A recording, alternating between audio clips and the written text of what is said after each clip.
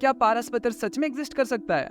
हम सब ने स्टोरीज में या कहीं ना कहीं तो एक ऐसे पत्थर के बारे में सुना है जो चीजों को छूने पर गोल्ड में कन्वर्ट कर देता है। बट क्या ऐसा पत्थर एग्जिस्ट करना सच में पॉसिबल है?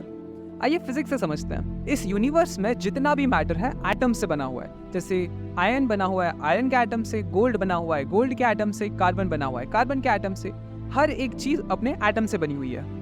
अब एक एटम के स्ट्रक्चर को समझ लेते जरा। एक एटम बना होता है न्यूक्लियस से, जिसके अंदर पॉजिटिवली चार्ज प्रोटॉन्स होते हैं और बिना चार्ज वाले न्यूट्रॉन्स होते हैं, और इसी न्यूक्लियस के इर्द गिर्द घूमते हैं इलेक्ट्रॉन्स, जो कि नेगेटिवली चार्ज पार्टिकल्स होते हैं। अब सपोज करते हैं पारस पत्थर या फिलोसोफर स्टोन्स आयन को गोल्ड में कन्वर्ट कर रहा है, यानी कि जितने भी आयन के एटम्स है सारे गोल्ड में कन्वर्ट हो रहे हैं। अब एक आयन एटम के अंदर 26 इलेक्ट्रॉन्स होते हैं, 26 प्रोटॉन्स होते हैं एंड 30 न्यूट्रॉन्स होते हैं। सिमिलरली एक गोल्ड एटम के अंदर 79 इलेक्ट्रॉन्स, 79 प्रोटॉन्स एंड 118 न्यूट्रॉन्स होते हैं। अब टेक्निकली अगर देखा जाए, अगर हमें आयन को गोल्ड में कन्वर्ट करना है तो हमें आयन के अंदर 53 electrons, 53 protons and 88 neutrons add करने पड़ेंगे, और इसी के साथ हमें कुछ एनर्जी भी सप्लाई करनी पड़ेगी जो न्यूक्लियस के अंदर प्रोटॉन्स और न्यूट्रॉन्स को बाइंड करके रखे, जिसे हम बाइंडिंग एनर्जी भी बोलते हैं। अगर इस एनर्जी को हम कैलकुलेट करते हैं तो it turns out to be a very big number. ऐसा ही कुछ 1980 में Nobel laureate Glenn T Seaborg ने किया था।